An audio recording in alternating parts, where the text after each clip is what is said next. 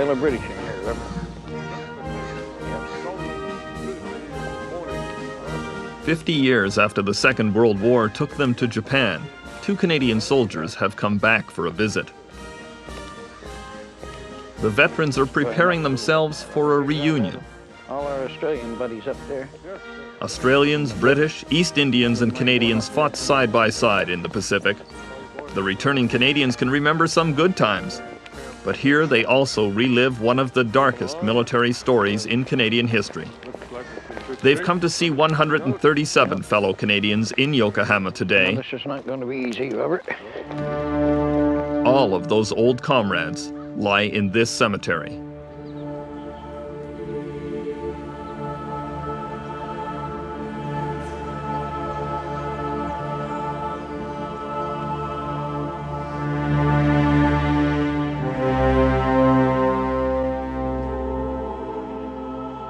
Dear Muggs, I'm in the same mood Homer must have been starting the Odyssey.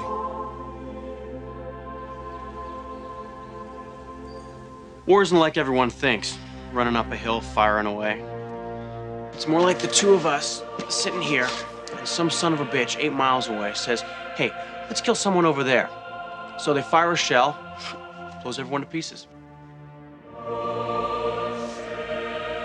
The thought that my government would knowingly offer a couple of thousand of its young men as lambs to the slaughter in order to meet some sort of political expediency? You know, Robert, when you look around here and see these guys, none of them had an easy death. Even after all these years, it's hard to come back to visit the close friends who were killed right in front of you. Bob Manchester fought as one of the older members of the Winnipeg Grenadiers. He was 25. Bob Clayton was a teenager. When he was wounded in battle, he passed over command of his platoon to his pal, Murray Goodenough.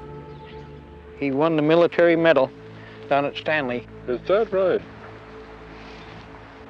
He's the youngest man here in the whole cemetery. Brits, Australians, he's the youngest man. Imagine that. They look at stones, eh? We look at people. The details of what happened to these soldiers were for a long time suppressed by the Canadian government. The terrible story is known to very few Canadians. Many Japanese would also prefer that it be forgotten.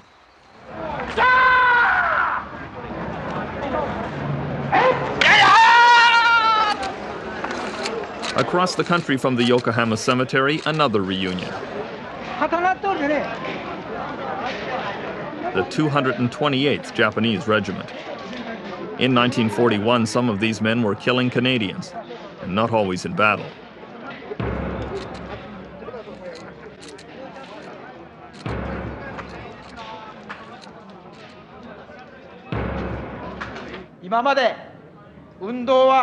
A Shinto priest tells them to honor the memory of what they did in the war. These reunions were once held in secret.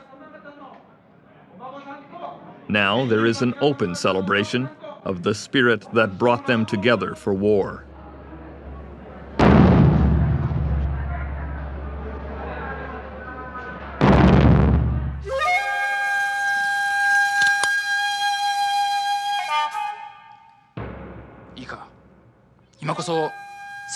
You must demonstrate to the world the true worth of Japanese manhood. His Majesty desires to bring peace in the Far East and set Asia free. You are the point of his sword.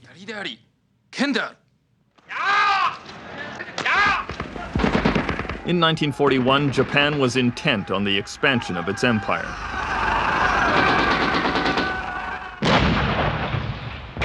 The Imperial Japanese Army began its campaign with a sweep through China, leaving a path of destruction and terror in its wake.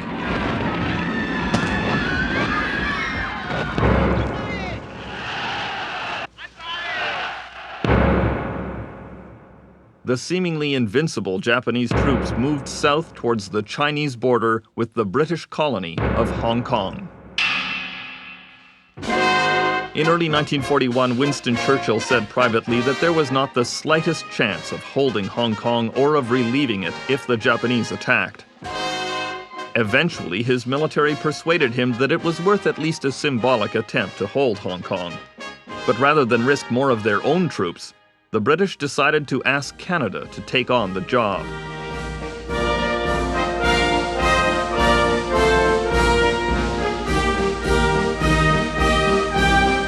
The first Canadian troops designated for the job were these Winnipeg Grenadiers, assigned to garrison duty in another British colony, Jamaica. Incredibly, Canada answered England's call without making an independent assessment of the peril, accepting the mother country's assurance that the men would not be in harm's way. The Grenadiers had a lot of time to polish their baseball game, but few of them had ever thrown a grenade. Some had never even fired a rifle. Because of their lack of training, they were officially classified by the Canadian Defense Department as unfit for combat.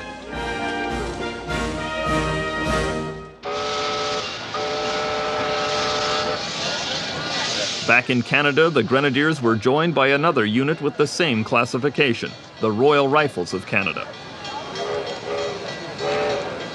For security reasons, the 2,000 soldiers had no idea where they were being shipped or what threat they would face.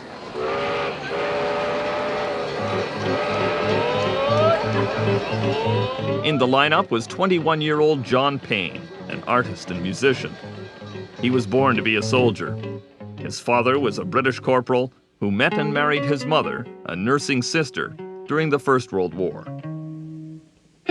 John's guitar playing and easygoing manner had made him a popular sergeant. He was the apple of his mother's eye and had promised to write to her often. He also wrote to his childhood sweetheart, Magdalene Lizotte. Dear Muggs, sometimes I don't think you appreciate the work I've been doing for the British Empire, to preserve peace and democracy on the earth for many a year to come. It's always been like this. They laughed at Columbus, poisoned Socrates, and now the army cooks are trying to poison me. As they shipped out from Vancouver, there was little sense of foreboding. For most, it was an adventure.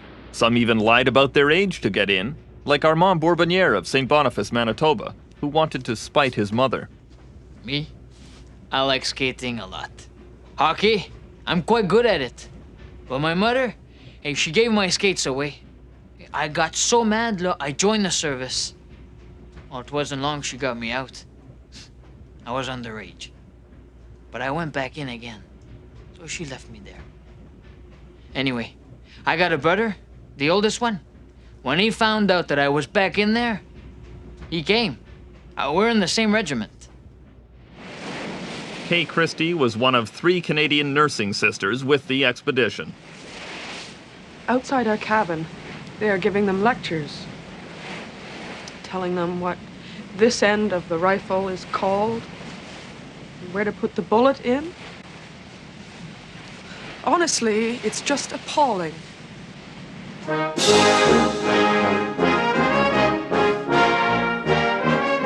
After 3 weeks at sea, the Canadians arrived in Hong Kong on November 16, 1941.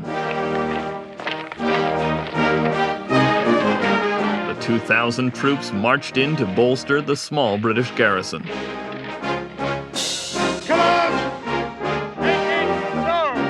There was an air of unreality.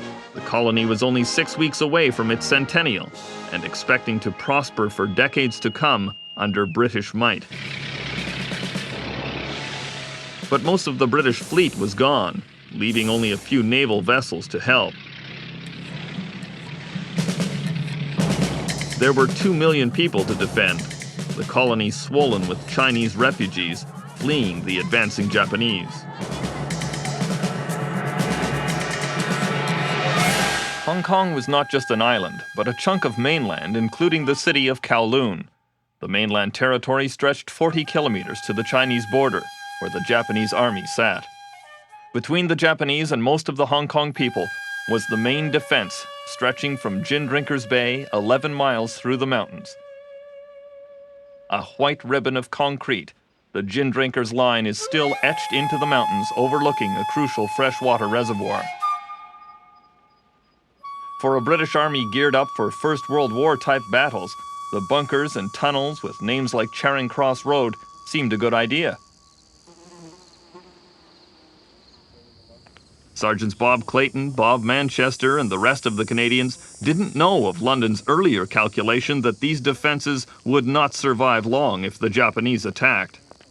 Bob Clayton remembers the British making fun of the enemy. Somebody asked them, if they thought the Japanese were going to do anything, and they just sounded like hell. They might miss a cup of tea while they were sending them back on their way, but they weren't anything to worry about. And they were saying, don't worry about the Japanese. They can't see at night. They all wear yeah. glasses. They have no Air Force and never flies at night. We were more interested in the girls in Wanchai than we were in the Japanese coming over the border.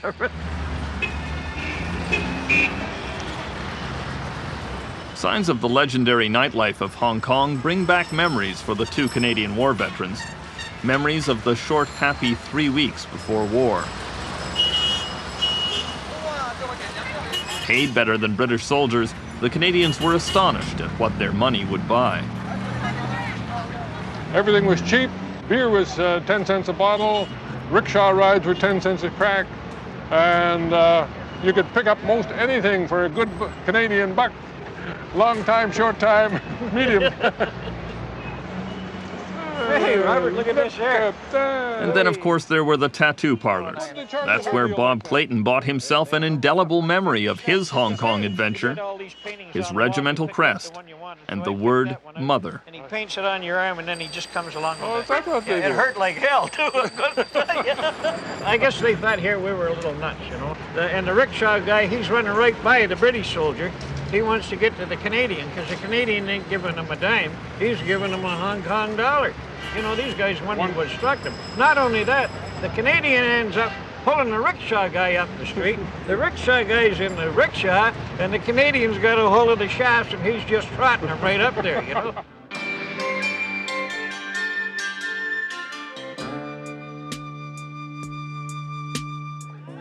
In Hong Kong in 1941, the Chinese were assigned to pull rickshaws and serve their white masters.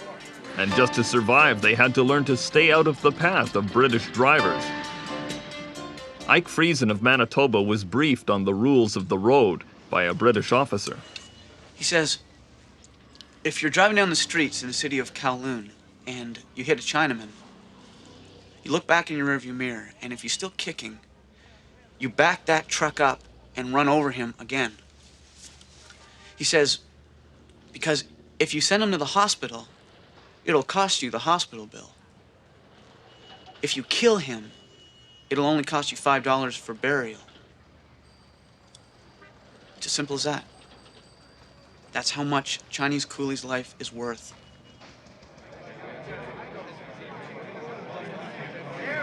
The Canadians savored their leisure moments and wrote their first letters home. John Payne was enjoying this new adventure. Dear Mother, so far so good. I'm not allowed to say where we are, but overall, it's top hole. For 60 cents a week Canadian, I have a houseboy to do my cleaning, washing, and odd jobs. With the guys, I celebrated my birthday over at a place called Jingles, which is something that my pockets didn't do when I got home. Tonight, I'm reading Dumas' Black Tulip. I'm seriously thinking of writing a book. If only I could think of a climax.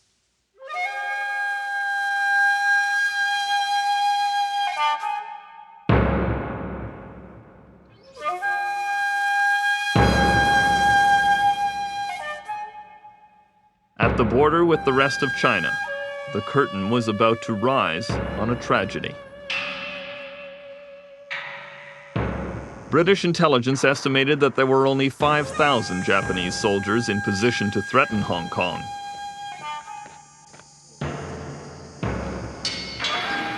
In fact, there were 10 times that many, 50,000 battle-hardened veterans of the Imperial Japanese Army assembling on the border. The 5-year land campaign in China gave them precious experience. Superior weapons and training gave them confidence. The Emperor gave them a cause. When you encounter the enemy, regard yourself as if you're an avenger, come face to face with his father's murderer.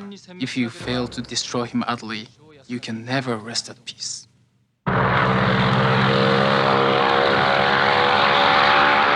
In the early morning hours of Sunday, December 7th, the Japanese High Command ordered its forces into action across Asia. At 7:50 a.m. came the surprise attack on the American forces in Pearl Harbor.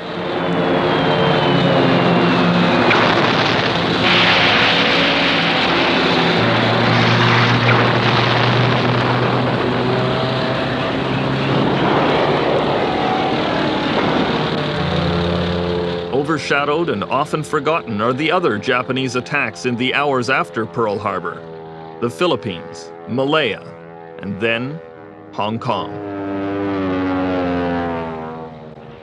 I take a look up, and there's this V of airplanes coming over, and I heard a British voice say, "Oh, they must be up from Singapore."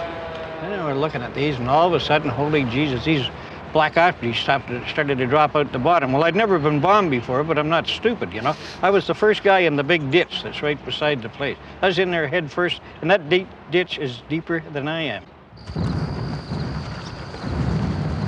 At the Chinese border, Japanese ground troops crossed easily into Hong Kong territory.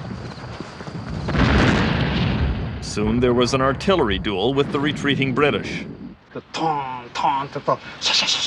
The sounds of his own shells, outgoing, are still vivid for Japanese mountain gunner Shigetoki Hosoki. But the Hong Kong veteran especially remembers British shells incoming.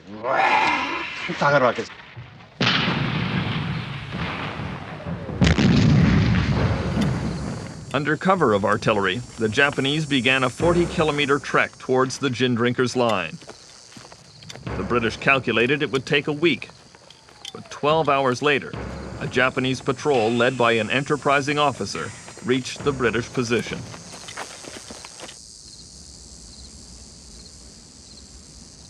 This officer had reconnoitered and found out that this was the main hinge in the line. When this went, the line went. That was the end of the line.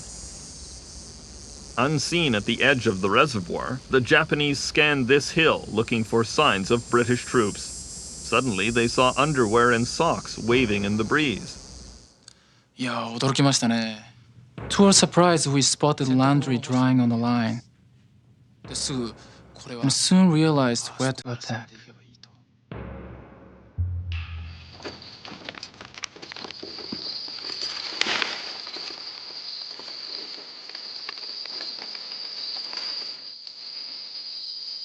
With grappling hooks, they scaled these cliffs and surprised the Scottish soldiers in the bunkers below. They got up here and got to the ventilator shafts, and were still undetected. It was a complete surprise. And I can just imagine these fellows being in here, some would be sleeping, they might be a few of them sitting up shooting a guff or something. And these Japanese are outside, and then they started dropping their grenades down into here. And it must have been an awful shock to these guys. And many a good Scotsman died down here. Was there? Yeah, a lot of good men went down here. The gin drinkers' line was supposed to hold out for weeks. The Japanese took it in a few hours. The precious northern reservoir was now controlled by the Imperial Japanese Army. The colony's water supply in peril.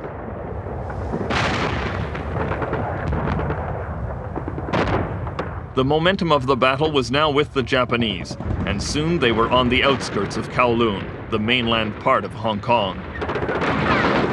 The Winnipeg Grenadiers joined other defenders fighting a rearguard action.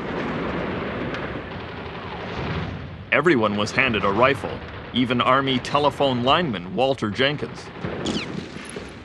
Everybody gets the wind up, see? Hey, the Japs are coming down the road. This is the main road in Hong Kong, right? Everybody out. Everybody gets down there.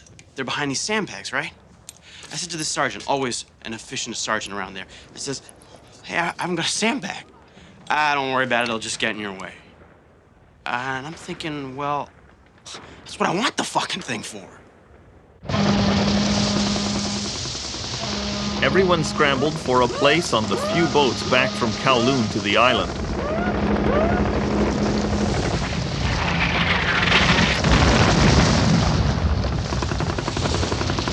Canadian troops commandeered the last ferry, but a 21-year-old Manitoba farm boy missed the boat. John Gray, the eldest of 7 children, was captured by the Japanese and executed. He became the first Canadian infantryman to die in combat in the Second World War.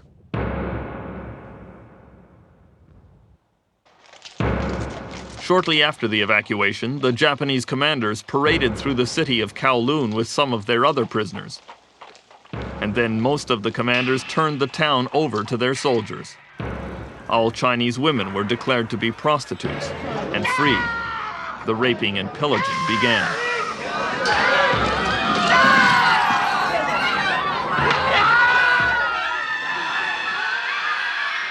The Canadians just on the other side of this harbor could hear it all.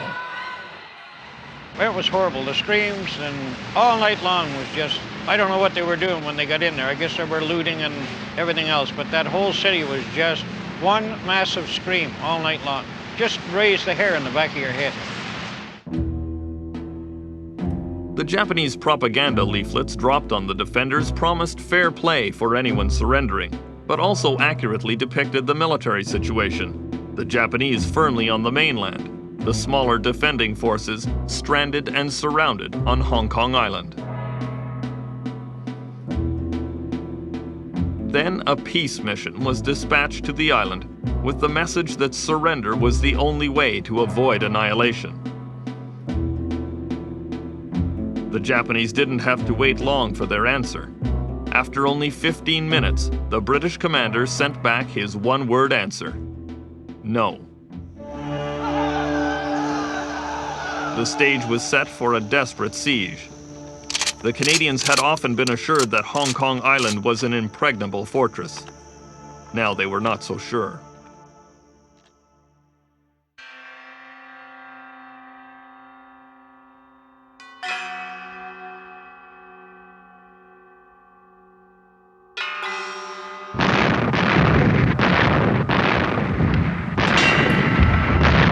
On December 13, 1941, the Japanese began a 5-day bombardment of the island of Hong Kong, softening it up for the coming amphibious assault. The Japanese attackers were often as apprehensive as the defenders. Shuichi Kamata was there, a 22-year-old conscript commanding a 25-man platoon.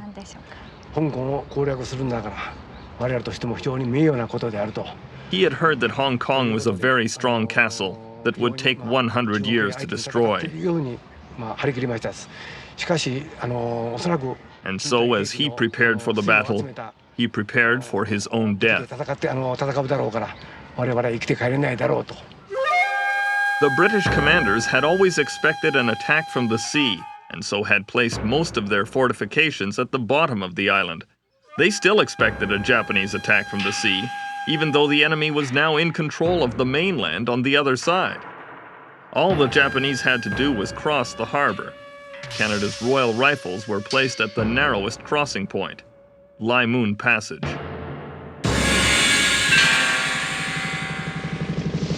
The British commanders said the Japanese would never come across the water at night. Canadians were assured that the Japanese were racially prone to seasickness. Because of their eye shape, their night vision was supposed to be poor. Both sides reduced the enemy to a racial caricature. Westerners think themselves very superior people, but are really very effeminate and very cowardly. They have an intense dislike of fighting in the rain or at night. So, that is how we attack.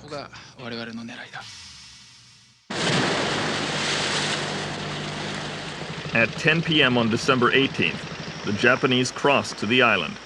Royal Rifleman John Stroud was in his trench waiting. It was dark. We heard someone coming, but he said, "Don't worry, it's me, Joe." And then he lunged and thrust his bayonet into my leg. It was a Jap, but he said, "It's me, Joe," in perfect English, not even an accent.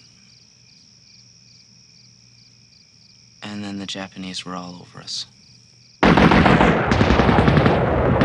The Canadians found themselves under fire in the pitch black.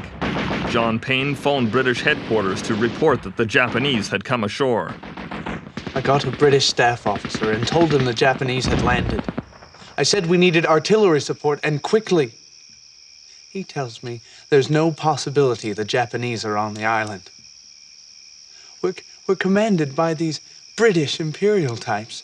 Some of them just don't trust us colonials. He actually told me that I must be dreaming.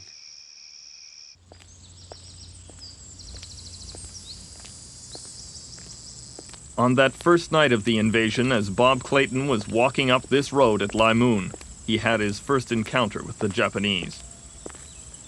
My platoon officer sent me down to pick up a flare pistol. This is 1, 2 o'clock in the morning, dark. I'm coming back up the road, and all of a sudden, right in front of me, a sheet of flame come up and hit me in the face. I spun around 3 times. I landed down on the road.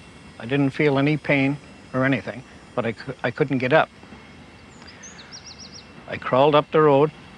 I called for my platoon officer, and it's pitch black. And he said, "Did you get the flare pistols?" And I said, "No, sir." He said, "You'll have to go back and get them." I said, "I can't, I've been hit." Clayton was dragged into a small bunker at Limoon and left alone. About 10 minutes go by, and I thought, boy, when those Japs get in here, I'm going to get a short shift. I'm going to get the bayonet. So, you get the wind up, you know. And I had a hand grenade strapped on here, and I thought, hell, I took the hand grenade out, and I took the pin out of it. I thought this was easier than them getting in here. I was going to let the lever go and put the hand grenade up against my chest, you know. And then I had second thoughts, and I thought, well, that's a goddamn coward's way to do it. I might as well wait and take some of those bastards with me when they get in here.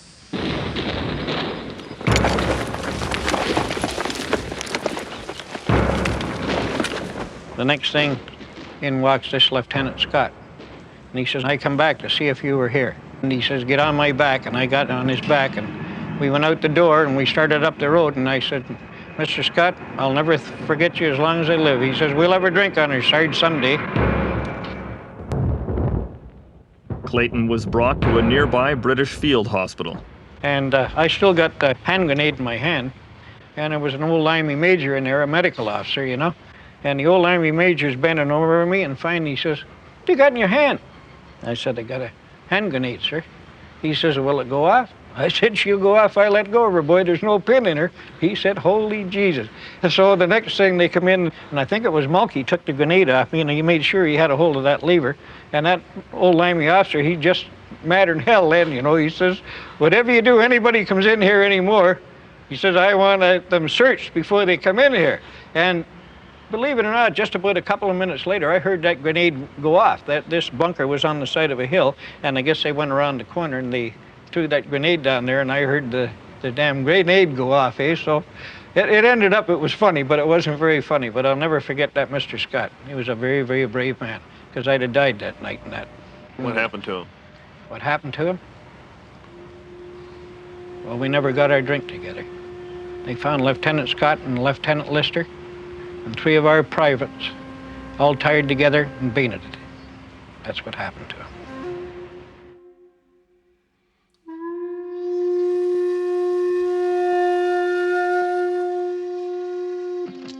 By the time British headquarters accepted that the attack was real, the Japanese had landed 7,500 soldiers on the island of Hong Kong. They streamed over in boats of every description. Seasickness was not a problem. Many of the Japanese soldiers rather enjoyed their short boat ride over to the island. Some even remember singing along the way.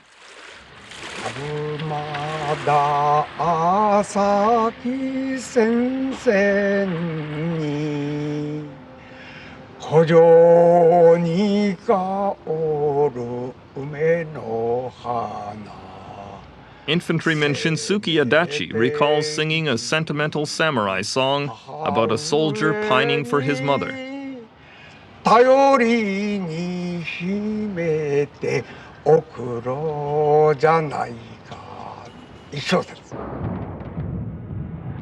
The Japanese forces swept across the channel from the mainland and rolled the defenders back up the mountains in the center of the island.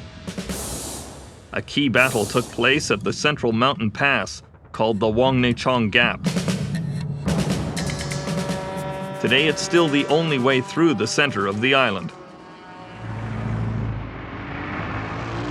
Sergeant Bob Manchester's fight was here with the Winnipeg Grenadiers. There must have been at least a dozen officers, NCOs, and other ranks which operated this command post. This is West Brigade Command Post. The Canadian commander was killed at his headquarters here early in the battle.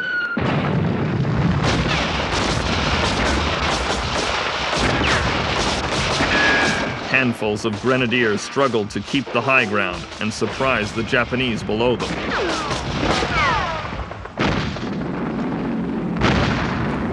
The battle is bloody and desperate.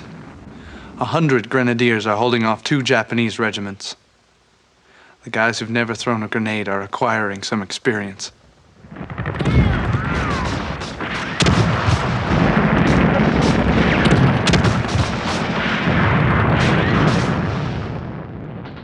And the Japanese machine gun that was over on top of the hill, he opened up again, and just at that time, I got smacked in the arm, and the marks on my forearm are still here. There are 4 holes that went through at that point.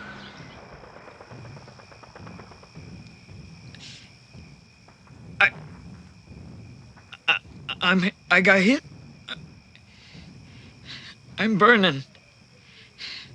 I'm numb. Jap sniper got me. So I'll just lie quiet here for a while.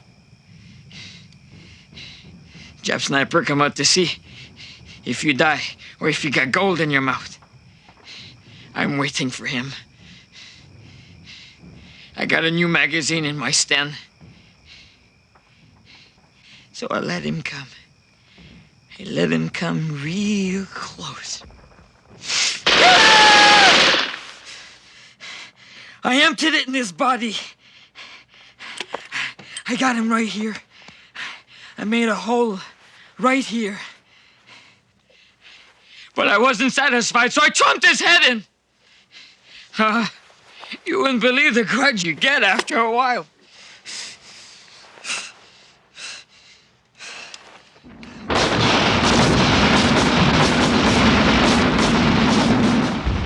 We were outnumbered by 50 to 1 at least.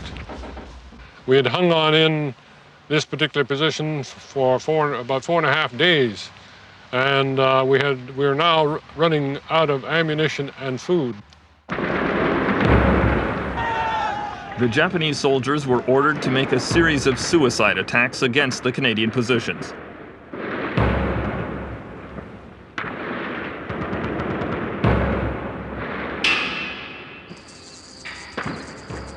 They suffered 800 casualties to win the battle at WWII Gap.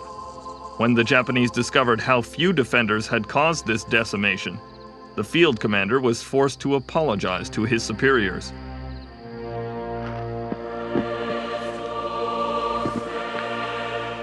The grenadiers and others rounded up as prisoners were now in danger. Some Japanese soldiers wanted revenge. The Japanese came in, moved us out of the compound. They told us that the war was over as far as we were concerned. We asked about the wounded and could we take them with us? And they said, no, definitely not. Leave them here. We'll take good care of them. So they did real good care of them. They went in and put bayonets in them, shot them, and then they burnt the whole works that were left. After the war crimes investigators went looking for evidence of that execution. Here, near this stream in the WWII Gap, they found the bones of the murdered Canadian and British soldiers.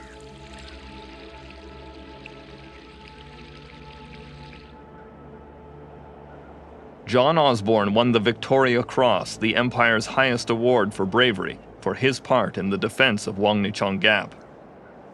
He was a Winnipeg Grenadier, killed 2 days before Christmas in 1941.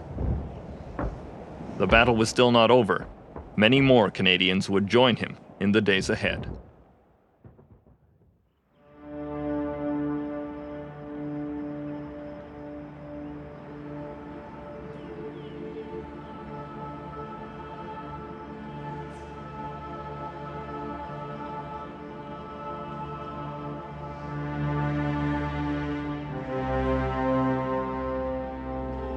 This is St. Stephen's College, a Hong Kong private school in the British tradition.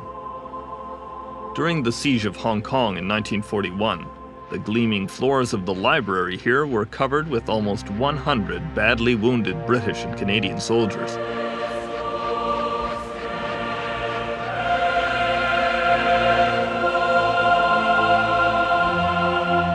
It was a temporary field hospital, staffed by 2 doctors and 11 nurses.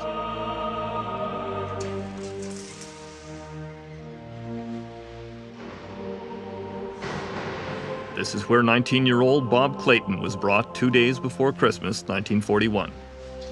The Japanese grenade that exploded at his feet made it impossible for him to walk.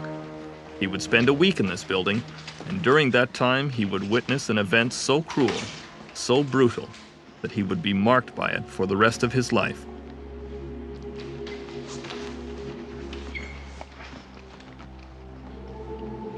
Sorry. Okay. Where did they put you? You remember when you were brought in? Yeah. Would have laid you down? I'd been wounded in both legs, and then coming up here, they fired on the ambulance, and I got wounded again in the face. And I guess it was all covered in blood, and they brought me in here and put the stretcher on the floor, or maybe it was a bed, I don't know. And this lady come over, she was a volunteer nurse. I guess she'd be 40 years old. And she come over and knelt down beside me and looked at me, and I'll never forget the look on her face.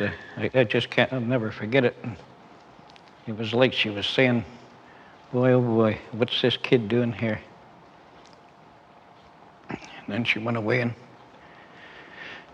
she come back with a bucket of water or a pail of water or whatever it was, and washed my face all off and washed my legs all off and asked me if there's anything that I'd like, and I said I'd like to have a hot chocolate if they had any. So she went and got me a hot chocolate. She said, you try to go to sleep now.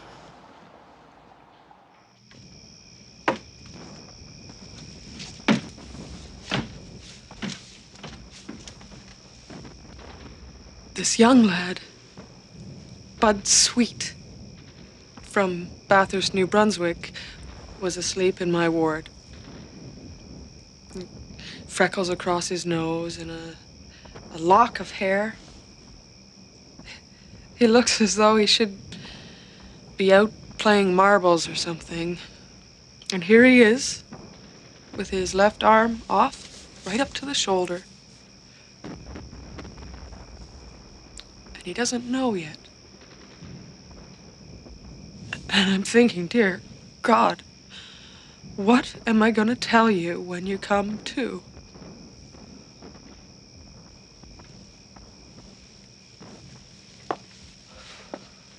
Bud began to stir. He looked at his shoulder. And he said, how am I doing? I said, you're doing just fine. He said, you mean what's left of me is doing fine? I said, that's exactly it.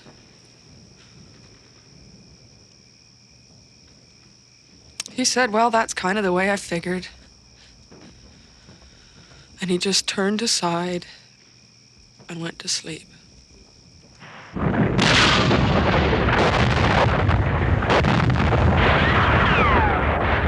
Outside, the battle raged on. Every hour brought more Japanese troops onto the island. On Christmas Eve 1941, among the wounded, the dead, and the dying at St. Stephen's Hospital was Laurie McKay. Christmas Eve. The place was filled with beds. People hit really bad. They were beating this one fellow, trying to bring him out of shell shock. He couldn't sleep. We could hear machine gun fire as the Japanese got closer. Geez, I was thinking, I gotta get out of here. But I waited too long.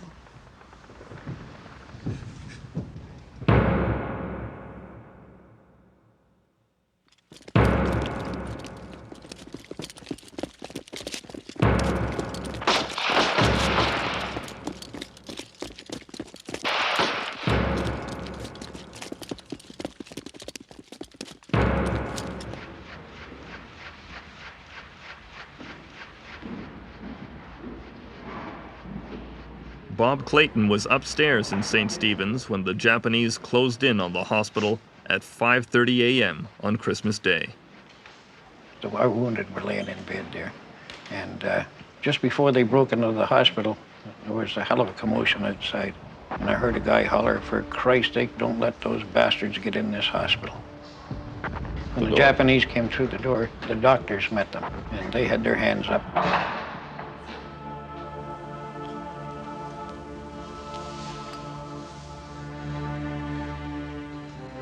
The doctors tried to surrender the hospital, but they killed them.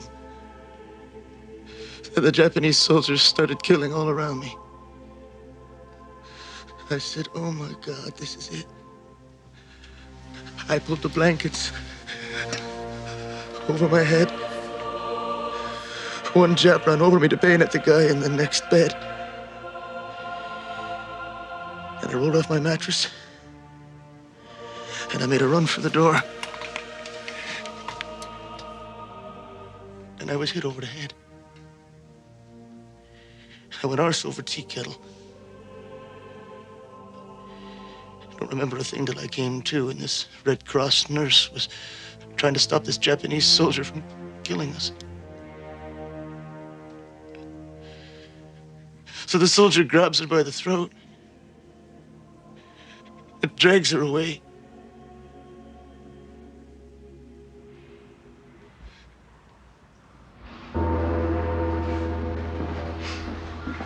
The surviving nurses and soldiers like Laurie McKay and Bob Clayton were dragged down this corridor in the school's dormitory. Separating the nurses, the Japanese jammed more than 60 wounded and terrified soldiers into this dorm. One after the other, soldiers were taken out, tortured and dismembered with swords. The raping of the nurses began. They kept coming back to the room and firing into it. The fear had really set into me. I had my head down. And this old First World War vet says to me, look, kid, we're going to die today. But one thing we're going to do, we're going to die like Canadians. Don't be scared of them.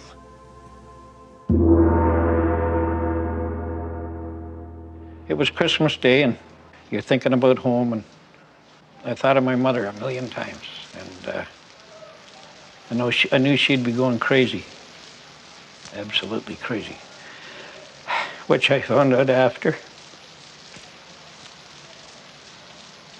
Anyway, you do stupid things, and I sat on sitting there on the floor, and I kept saying, Ma, I'm all right. Ma, I'm all right.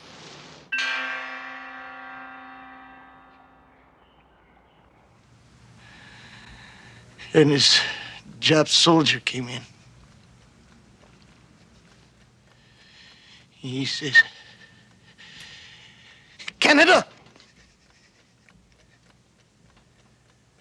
And I says, yeah. The hell with you. Go ahead, you bastard. Kill me. He looks at me. He starts kicking me. And then he says, Canada!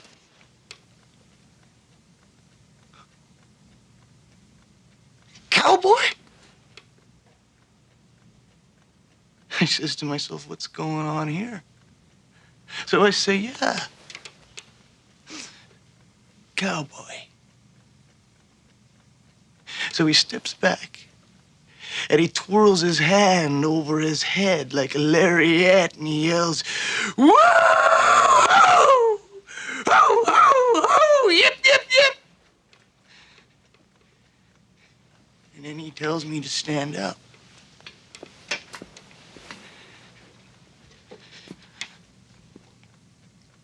And quit draw.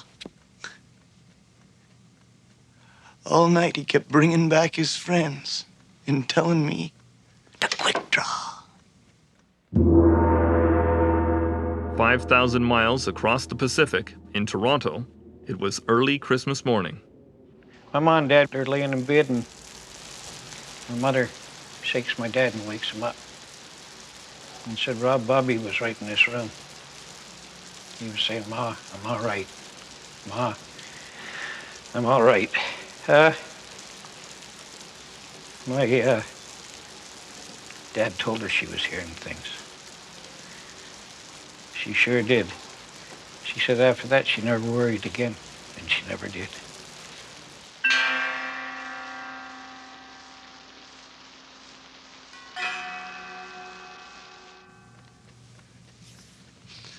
He came back later and brought me a pack of cigarettes. A picture of Deanne Durbin, an alarm clock. The cigarettes I really appreciated. The alarm clock, I didn't know how long I was going to need. And the picture of Deanne Durbin, well, I guess they knew she was Canadian too.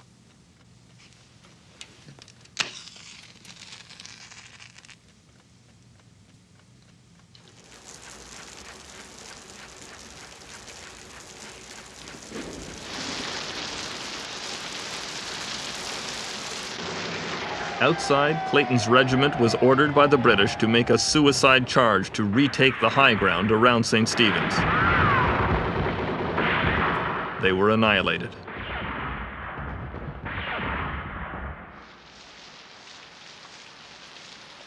Jackie Lyons Henry's brother died down there.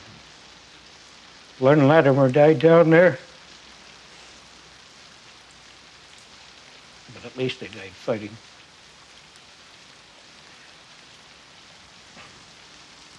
What those bastards did in here, I'll never forget.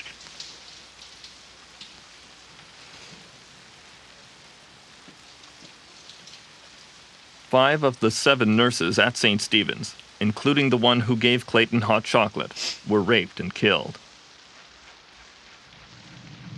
Of the 93 wounded soldiers, 63 were murdered by the Japanese.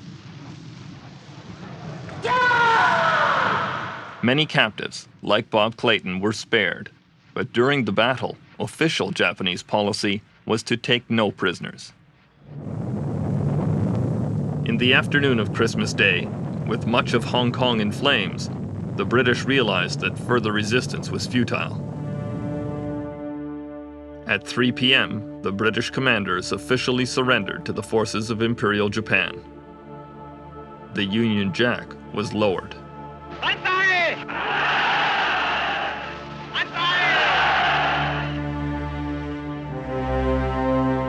On the day after Christmas in Hong Kong, the Japanese commanders paraded in triumph through the streets of the city.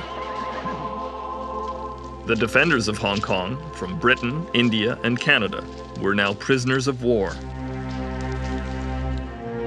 Some appeared almost jovial, happy at least to have survived.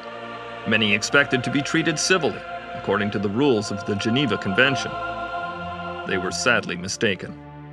Over the next 3.5 years of captivity, many of the living would come to envy the dead.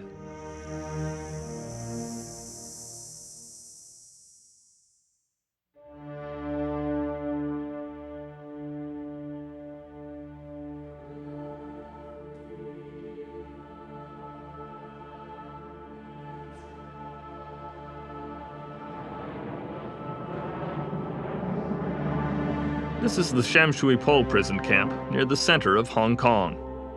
After the British colony fell to the Japanese in December of 1941, this is where Canadian prisoners of war were incarcerated. More recently, this prison camp has been used to hold illegal Vietnamese immigrants to Hong Kong. Boat people.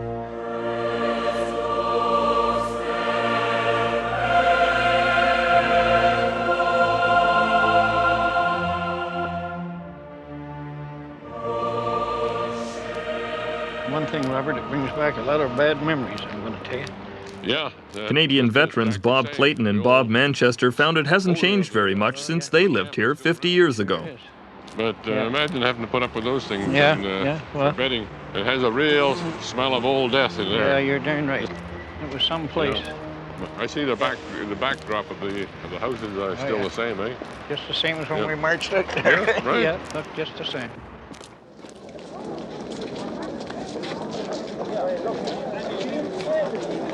When the Canadian prisoners were marched into this camp after the Hong Kong battle, they had no idea how long they'd be staying or what their life would be like. Some thought the greatest enemy would be boredom. Armand Bourbonniere of St. Boniface was determined to make a decent life for himself and his brother Hector. When they took us to the camp from the hospital, they told us to take all that we could carry. So I got this big mattress. I got sheets, pillows, and these soup bowls. So I'm thinking of my brother. So one day, I begged him to come and move in with me. He says no.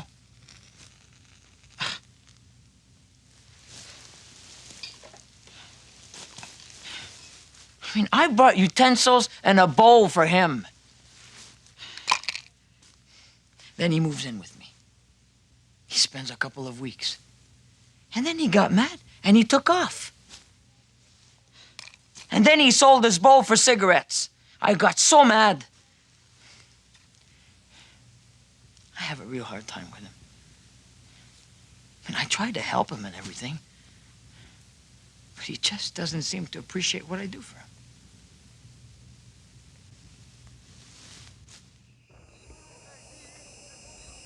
There are few films or photographs of life inside the Sham Shui Po prison camp. These drawings by Hong Kong veterans provide a rare visual record. The prisoners were warehoused in a steaming, crowded barracks.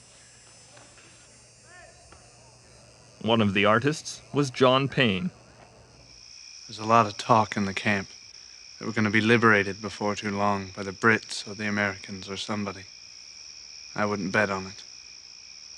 I've given this place 100 days. I won't be alone going over the wire.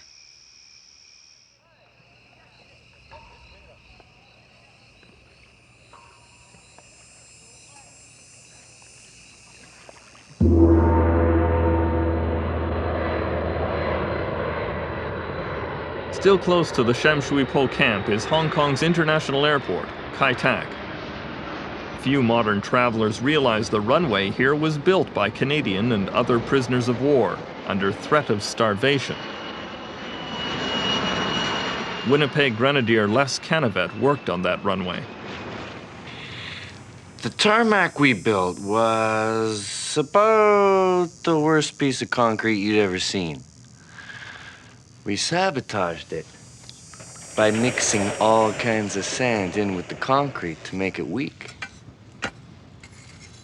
When the first Japanese aircraft landed there, it was a large aircraft with a fighter escort with VIPs on board. Crashed on landing because the tarmac gave way.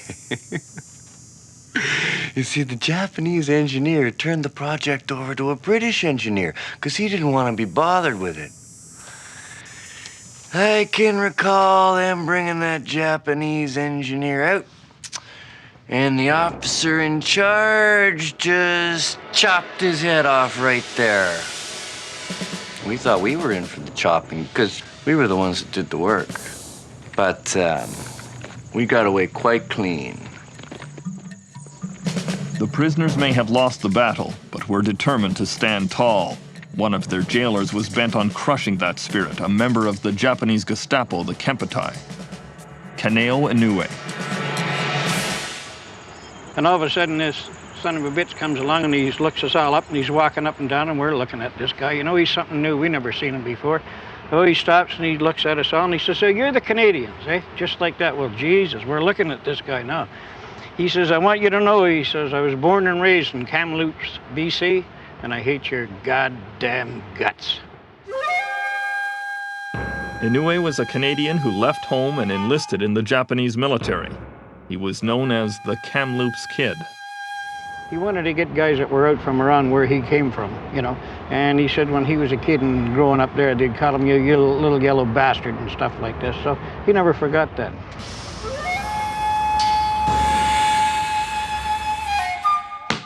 John Stroud. Another fella and I get a hold of a baseball, trying to keep in shape. Around the corner comes the Kamloops Kid. He says, "I throw the ball." So I throw it to him. He throws it back a little harder. I throw it back harder. Now, I've pitched a lot of balls in my life, so around the fourth try, I put a curve on it. He misses it with his hands, and I hit him in the face.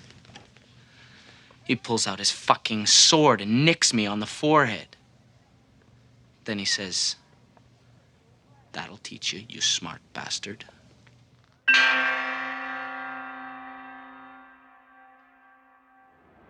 One of our officers, Captain Norris, who was the regimental quartermaster, he decided that he was going to approach this authority and say he wanted clothing and boots, particularly for the men if they were going to go out to work. And the Kamloops Kid just worked him over for a good 15-20 minutes until he was bleeding in all his ears, his face, his shoulders. It was a disgusting situation to witness. At least 2 weakened Canadians died after beatings by Inoue.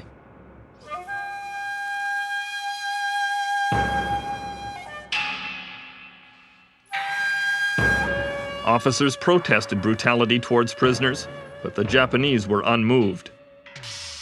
In fact, the treatment of officers was one part of the Geneva Convention honored by the Japanese.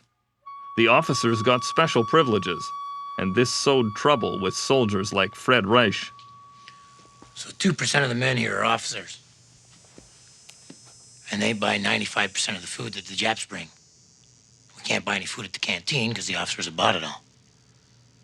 And they put barbed wire around their huts to hoard this bloody food. We work, and they lay in their bunks. And they smoke. And they flick half cigarettes out into this area that if you're a smoker, you're dying for a smoke, you know? So one day, Harry Robinson, good friend of mine, he walked into the gate, picked up a couple of butts, and this guy used to be a cook, and they made him a sergeant. He tells Robinson to drop the butts, and Harry tells him, "You can kiss my ass." And they brought him up on charge. And old Tris, our senior officer, he gives him 3 weeks detention, not for picking up the butts, but for disobeying an order. In a prison camp, given to him by a cook. So they put him in the shack. He was only there 2.5 weeks. In the last couple of days, he got dysentery, so they took him to the dysentery hospital. He only lasted 4 or 5 days there. He was dead and buried.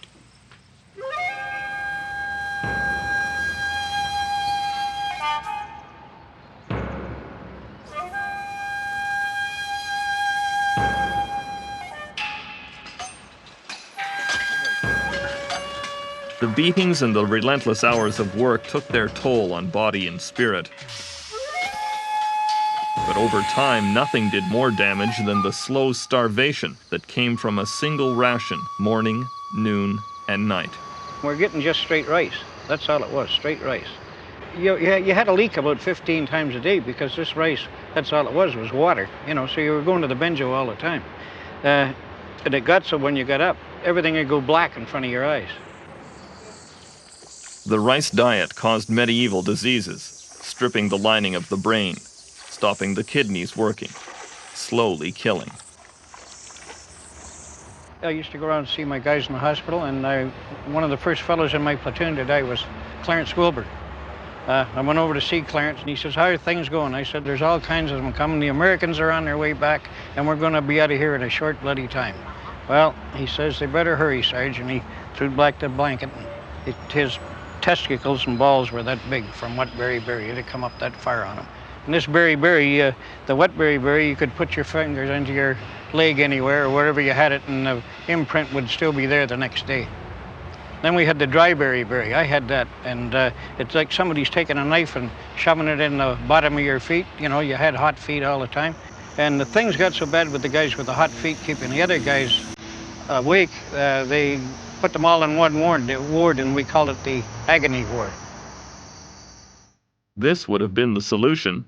These Red Cross parcels of food and medicine were packed by thousands of mothers back home for the prisoners, but few got through to the Hong Kong Canadians. Most were stolen and sold on the black market by racketeers.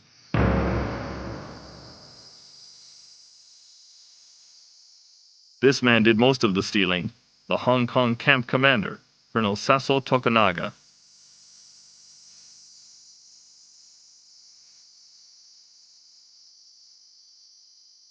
A diphtheria epidemic deepened the agony. The Japanese camp doctor had serum, but withheld it. Men volunteered to care for buddies, knowing the plague might kill them. Sometimes it did. Diphtheria killed 108 Canadians. Armand Bourbonniere was trying to save his brother.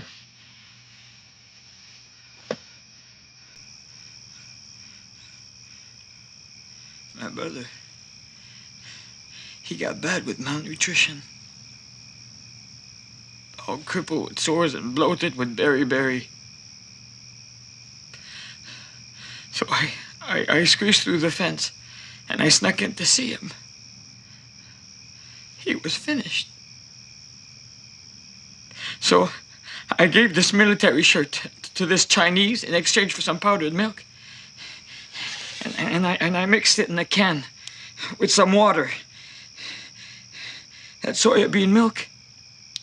And I wanted him to drink it. But he wouldn't do it. He'd given up. So I grabbed him by the collar and I said, "You drink this, or I'll finish you myself." So I just shoved it in. He gagged and everything.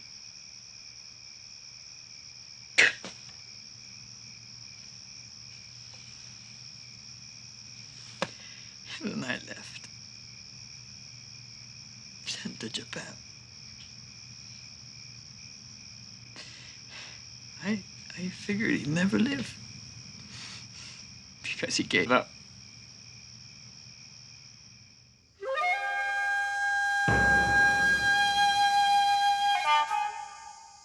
The prisoners heard in August 1942 that many of them would be sent to Japan. 4 of them decided that now was the time to try and escape. John Payne was the leader. On the day of the attempt, he wrote this letter to his mother in Winnipeg. Dear Mother, I have decided to take a chance on getting out.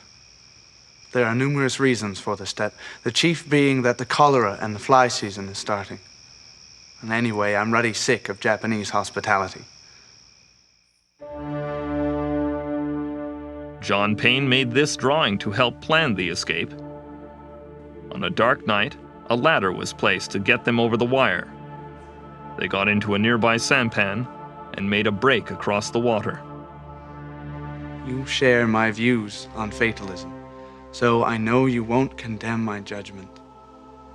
Just in case I shouldn't make it, you must remember that according to our beliefs, I have departed for a much nicer place, I hope. Although it will grieve me to exchange a guitar for a harp. But enough of this drivel. I'll be able to destroy this note myself, I'm sure. So, bye-bye for now. Your devoted son, John.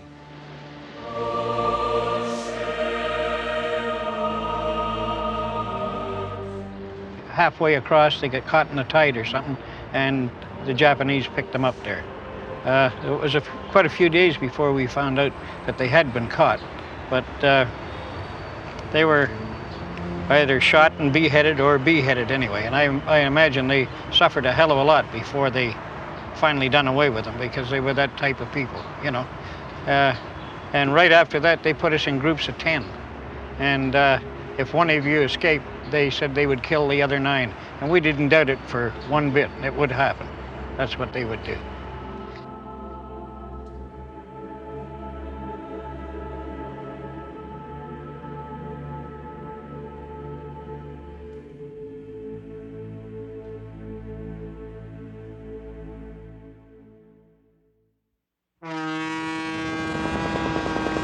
After 1 year in the prison camps of Hong Kong, Canadian prisoners of war like Bob Clayton were put onto ships and sent to Japan. The ship that we came over on wasn't much bigger than that one going right there. There were 500 of us.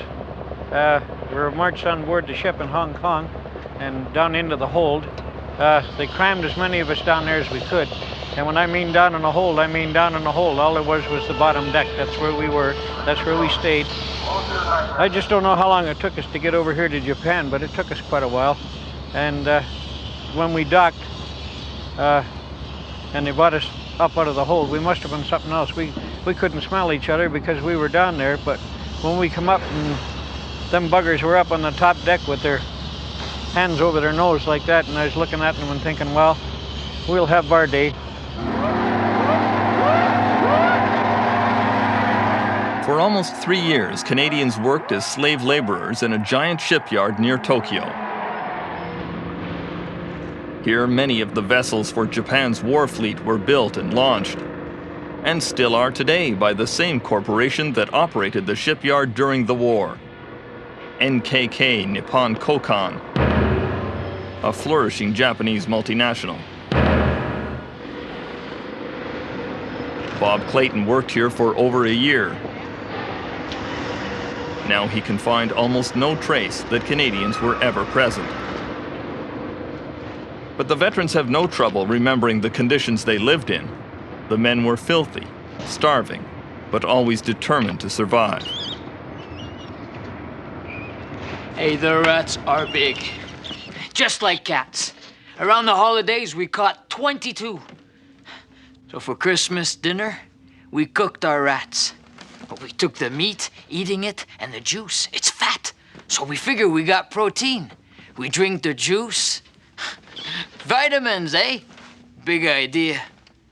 We're like a bunch of kids.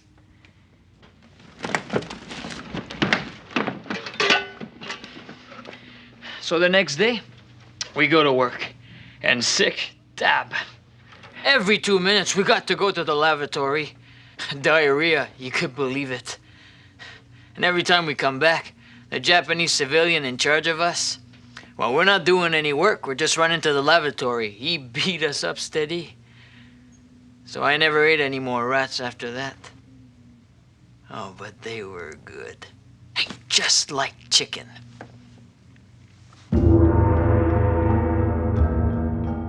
This card from home topped off Christmas dinner. All Canada joins in warmest Christmas greetings and good wishes to you. It came from the politician who sent them to Hong Kong. W.L. Mackenzie King, Prime Minister.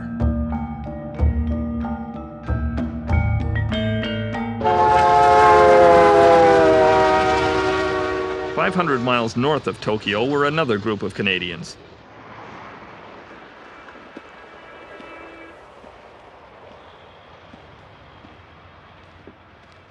Bob Manchester came to Niigata hoping for the best. This was his home for 3 years. And here he would leave many of these buddies. The horror started innocently enough, with lineups. Lineups for pictures. Lineups for slave labor in the coal yards. Line up and be counted, sounding out your number in Japanese. Ich, ni, san, shi, go, roko, sichi, hachi, hati, ju, juichi. And if you goofed, if any one of those men along the line goofed by mucking up their number, and bang, over his head went we start all over again. John Stroud was one of the first to arrive. The first thing you have to learn in Japan is benjo. That's the Japanese word for outhouse. Christ, some of them are just kids. They can't even remember the word. So I tell them, just think of the musical instrument. Banjo. Well, at night, they go to the guard, and they say, guitar. Ukulele. Oh, what the hell did Stroud tell us? And then the guard beats them. One day the guards caught Manchester's friend John Mortimer and accused him of stealing a tin of salmon.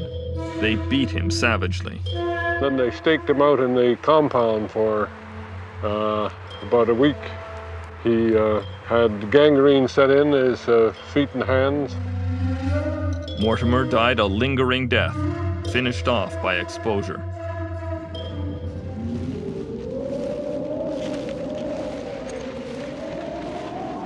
In the Niigata camp on the northwest coast of Japan, the winter of 1943 was one of the harshest ever.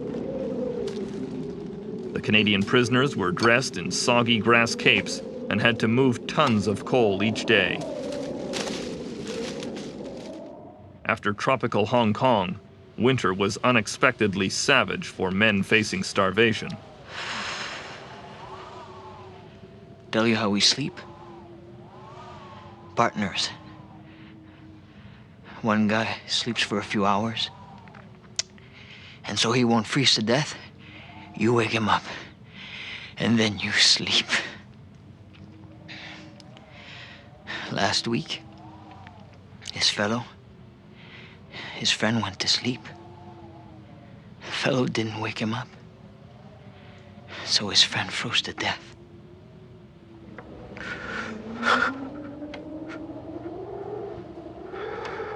The big thing was pneumonia. You got pneumonia, you just died. That's all there was to it. And it didn't, funny thing, it didn't only happen to you in the wintertime, it happened to you in the summertime. I was working out here and it was August, 1943. And all of a sudden, I can't get my breath. Just happened that quick, bang. And Tarby, my buddy I was working with, said, "What's the matter, Flash?" And I said, "I don't know, I can't get my breath, you know." So anyway, I had to come up the road here to the Japs and went in to see the guards, and they looked me over and put me in a cart and took me into camp. I went into camp and I saw Captain Reed, and he said, "Flash, get your clothes and go in there." That's like saying you're on your way to the crematorium, you know. I kept saying to myself, I'm coming out of this goddamn place.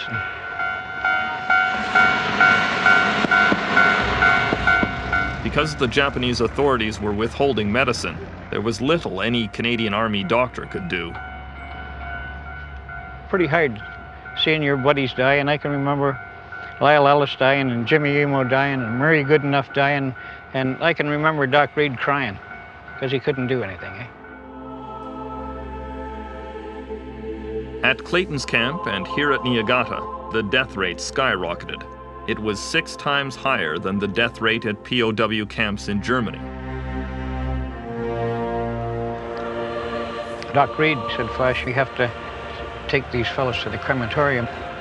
We stood there while they shoved them in box and all. It's a wonder they didn't even save the bloody wood. There was rice balls around there and some fish, and we were pinching it, you know, kind of sneak some of it. We're hungry as hell.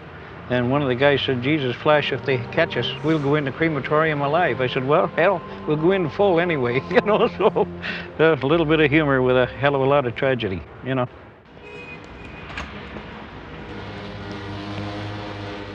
Many of the Japanese that live and work in the neighborhood near the old prison camp have a different view of the treatment given Canadians and other prisoners. 80-year-old Mr. Kawata worked in the shipyard during the war, and he stayed on for many years with the NKK company. He was interested in meeting the Canadian veterans, and he even had some souvenir pictures that he wanted to show them. Some memorial photo at the time. They're photographs of the camp. There were pictures of the POWs lined up outside their barracks.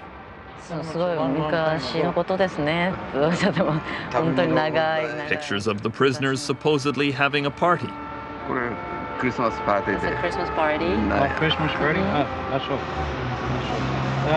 Tell them they don't look too happy. There isn't any of them smiling. They were old propaganda pictures from the neighboring American POW camp, for which the prisoners were forced to stage happy-looking occasions. No. Yeah, Christmas. Mr. Kawata wanted to point out the very good treatment given prisoners.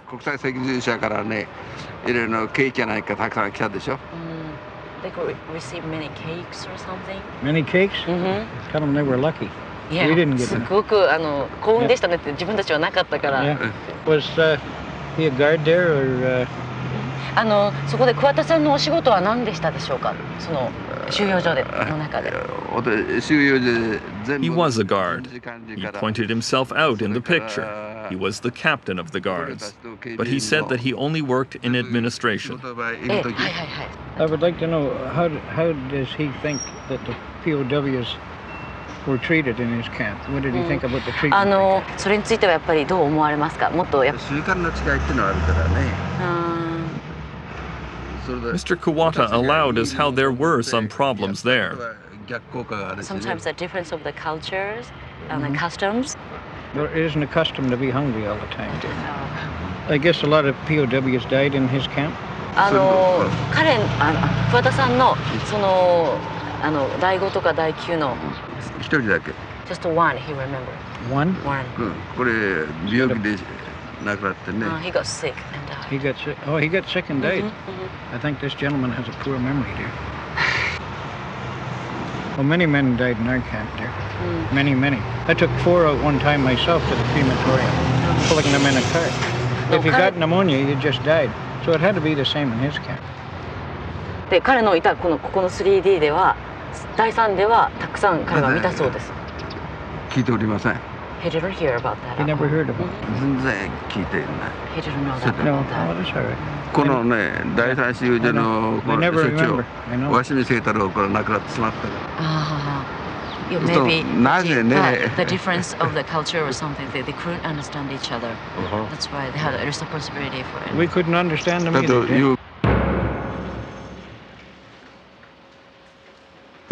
Nippon Kokan and its founder Morosiro Shiaishi made millions of dollars profiting from the Japanese war effort, partly from using Canadian prisoners as slave laborers. In similar circumstances, German corporations have paid billions of dollars in compensation to wartime workers. Japanese companies are being pressed by Canada's veterans for compensation, but refuse even to discuss the issue.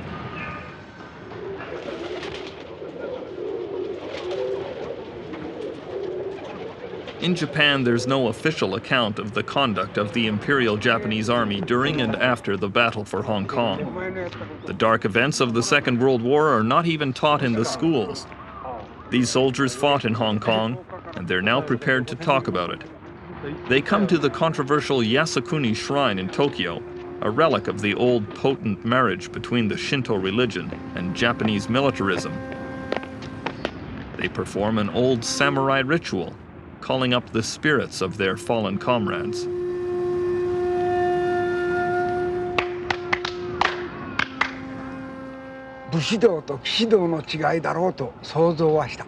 Shinsuke Adachi still believes in the Bushido code. Surrender, he says, shames one's family. He can't understand the Canadians who did it. Suicide with a knife, harakiri, is the warrior's way out. Shuichi Kamata, on the other hand, envied the fact that Canadians could surrender. Facing the Royal Rifles at Stanley, he was ordered to make suicide charges until his platoon of 25 were all killed or badly wounded. He suffered gunshot wounds in the left arm and leg, and still carries 3 pieces of an exploding Canadian hand grenade in his back.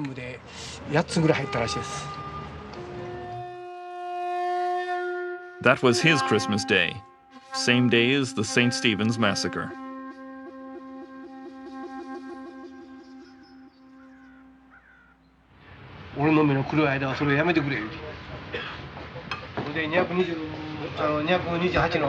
The Japanese soldiers were eager to discuss the Hong Kong battle with their old Canadian opponents.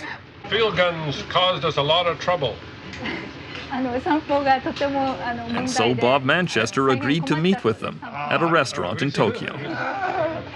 I'm glad. You did a good job. Small field gun. And you were firing down in a small gun. Yeah, right. Cool. That's right. For a while, there was a mood of comradeship at the dinner. Old soldiers trading stories about how the battle looked from their vantage point. That point. Then Mr. Adachi produced some enlarged pictures of the battle locations from 1941. Bob Manchester asked to see the St. Stephen's College Hospital, where the atrocity took place on Christmas Day. That one building might be the hospital he remembers. Yeah, this one here. This one here. Yeah. My friend is here with me. He was supposed to visit with us tonight, but he was so upset because he and all the other Canadians that were in this hospital were, when they were being treated for their wounds, and the Japanese came in and killed mostly all of the men that were in the hospital. And my friend refused to come down tonight because he's so upset about the whole incident. These men said they had nothing to do with that incident, and in fact claimed they were hearing the story of this Japanese atrocity for the first time.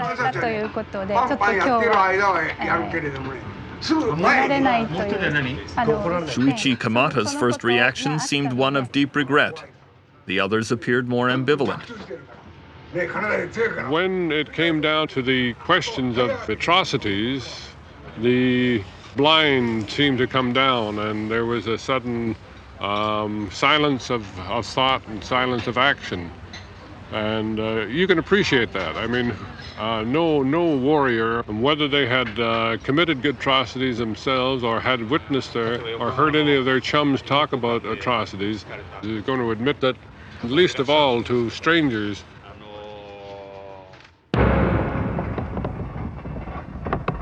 In the summer of 1945, most of the Canadians were sent down to work in Japanese coal mines.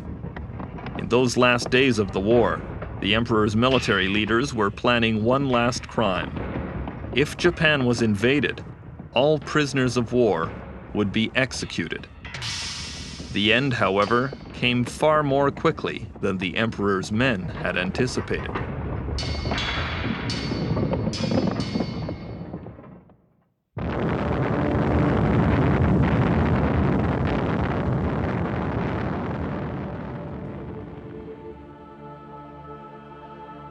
In August 1945, atomic bombs killed 120,000 Japanese. The prisoners say the bomb ended their agony and saved their lives. The secret plan to execute them was dropped. This is how Canadians like Roger Sear learned their fate. We came up from the mine to the surface. The Japs had rigged loudspeakers to utility poles, and they made us sit around in a circle.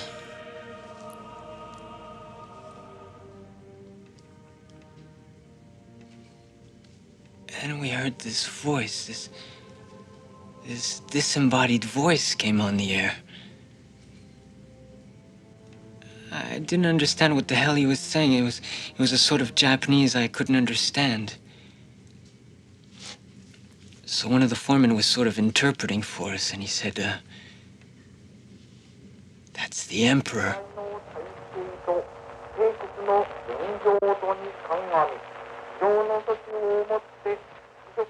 The broadcast of Hirohito's surrender speech from the Imperial Palace was the first time that most Japanese had ever heard the Emperor's voice.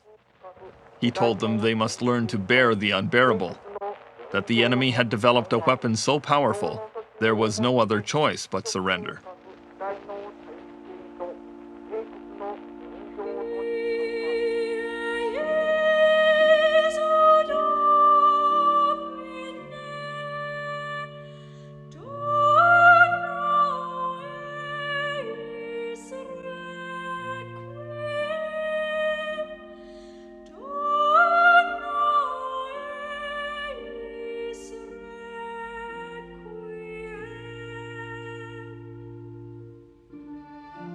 The prison hospitals in Hong Kong and Japan were filled with men at the edge of death. Those who survived would never fully recover from their ordeal.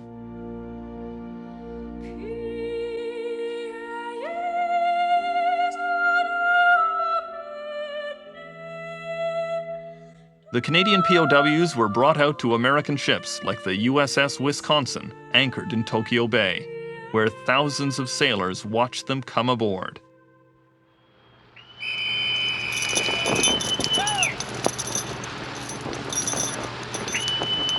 The American forces on the Wisconsin wanted to give special welcomes to each of the POWs brought aboard, so individual U.S. sailors like machinist mate Bob Grillo were assigned to take care of Canadian soldiers of equivalent rank.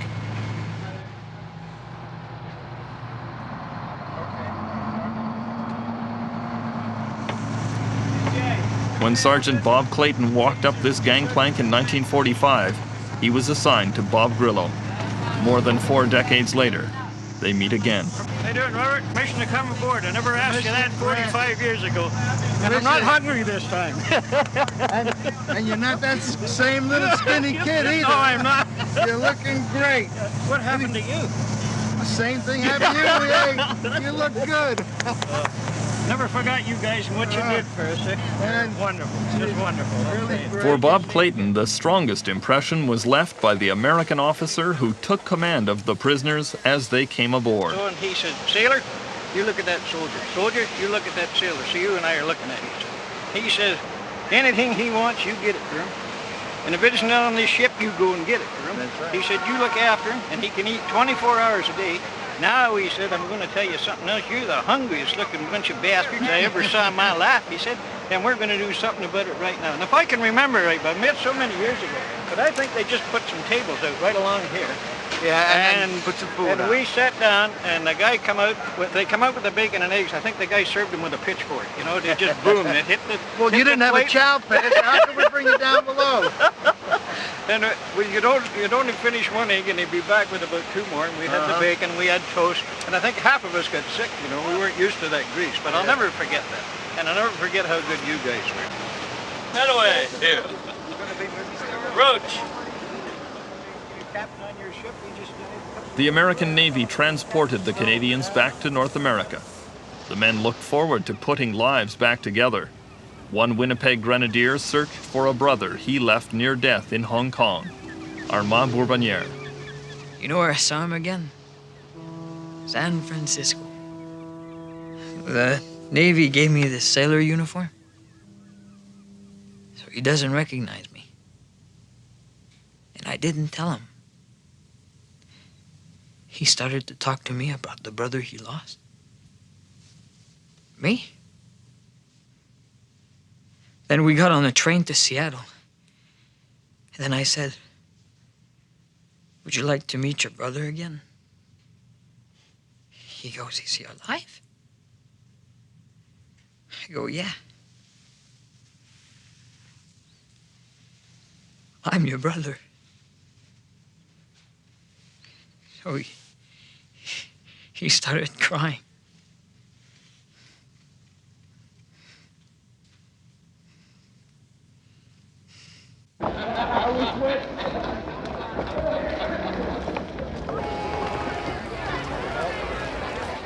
In October 1945, 4 years after they left Canada, the Hong Kong veterans were finally home again. And then when I arrived, there were 68 of my relatives, and it was 8 o'clock in the morning, you know. And it was pretty emotional. Ma started to cry, and I said, "Hey, Ma, I'm home now," you know. And then when I arrived at my place, all the time I was away, it was Christmas Day when I arrived home. It was October, but it was Christmas Day. My dad had cooked up geese, because I love goose, you know.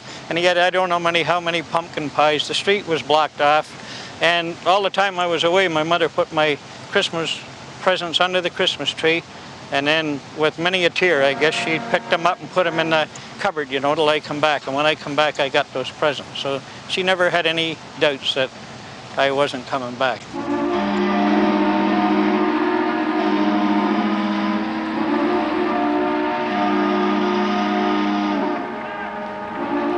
The Winnipeg Grenadiers sailed into Victoria, Bob Manchester in the middle of them.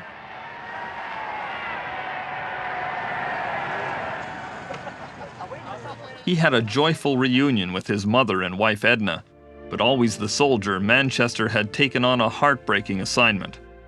John Payne's family, his mother Margaret, sisters Diane, Yvonne, and brother Ben, still weren't sure about his fate. One of the very, very difficult situations was to pay my respects to that family. They were very, very anxious to know just what did take place. Before the war, the Paynes had celebrated with some grenadiers, including the guy on the floor, Bob Manchester. Now he was coming back into their home, carrying John Payne's last words. The letter was grimy and sweat-stained from years being hidden under Manchester's clothes. Dear Mother, I have decided to take a chance on getting out. You share my views on fatalism, although it would grieve me to exchange a guitar for a harp. But enough of this drivel. Your devoted son, John. P.S. Best regards to Di and Yvonne. Tell Ben to join the Air Force next war.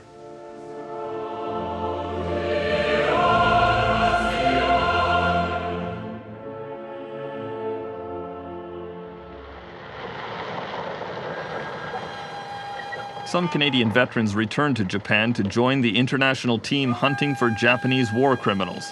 A few hundred scapegoats were rounded up and prosecuted. The commandant of the Hong Kong prison camp was convicted of John Payne's murder and other crimes. Colonel Isao Takunaga was sentenced to hang, but that was commuted to 20 years imprisonment. At St. Stephen's, a nurse who survived the atrocity tried unsuccessfully to identify Japanese soldiers responsible for some of the murders and rapes. The Japanese army commander in Hong Kong was convicted of murder for ordering the execution of prisoners. Major General Tanaka was sentenced to hang, but the sentence was eventually commuted.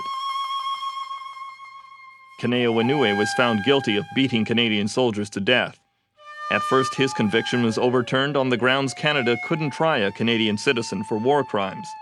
Then he was tried and convicted of treason, and in 1947, he was hanged in Hong Kong. While some Canadians focused their anger against the Japanese, men like Roger Sear blamed the Canadian government for sending them on the hopeless mission to begin with. As a soldier, I have no problem with being sent to war. It doesn't bother me. What frightens the daylights out of me, the thought that my government would have, not only willingly, but very actively placed itself in a situation where it would knowingly offer a couple of thousand of its young men as lambs to the slaughter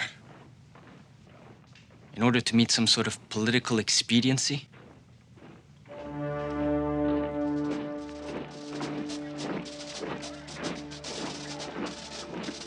In 1941, these Canadian soldiers offered their lives to their country and entrusted their fate to their government. That trust was betrayed.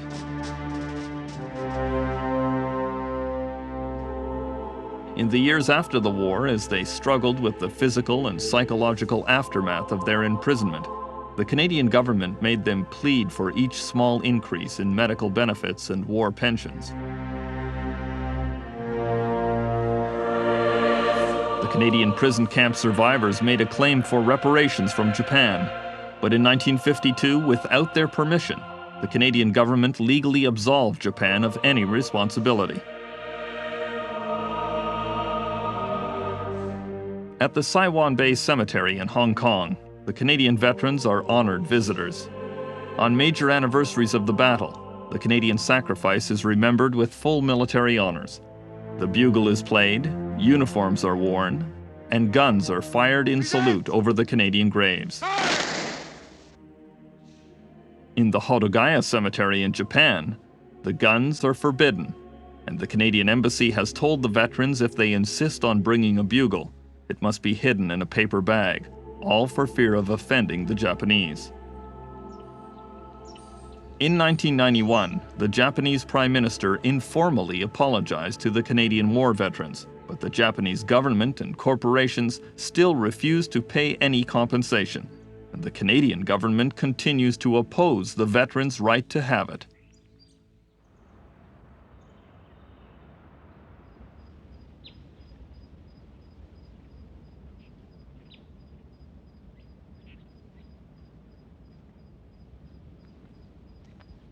The Commonwealth Military Cemetery at Stanley is near St. Stephen's Hospital, where Canadian soldiers were massacred in Hong Kong. They'll get something from their family on the bottom. There are 19 Canadians in this small cemetery, not counting the unknown soldiers, often buried more than one to a grave. There's 12 of them there, Robert. Mm-hmm.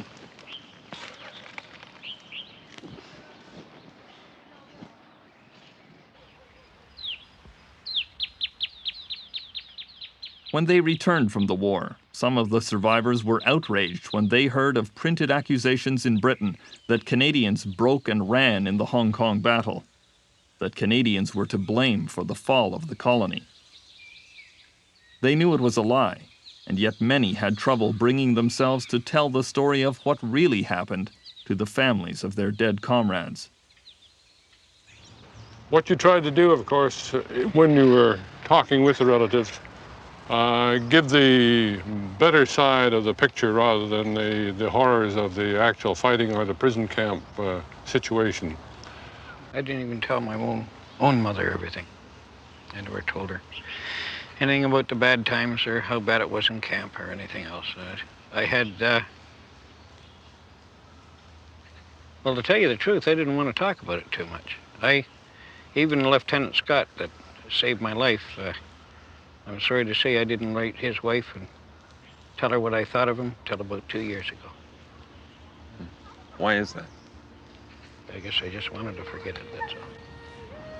So we tried to provide a reasonable explanation as to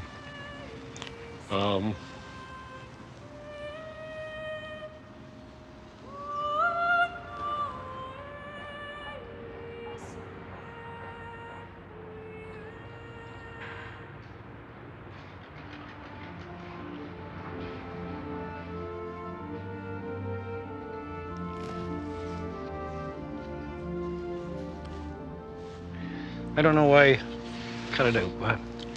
I don't know why Bob and I got picked to come here. Any of the fellas could have came here.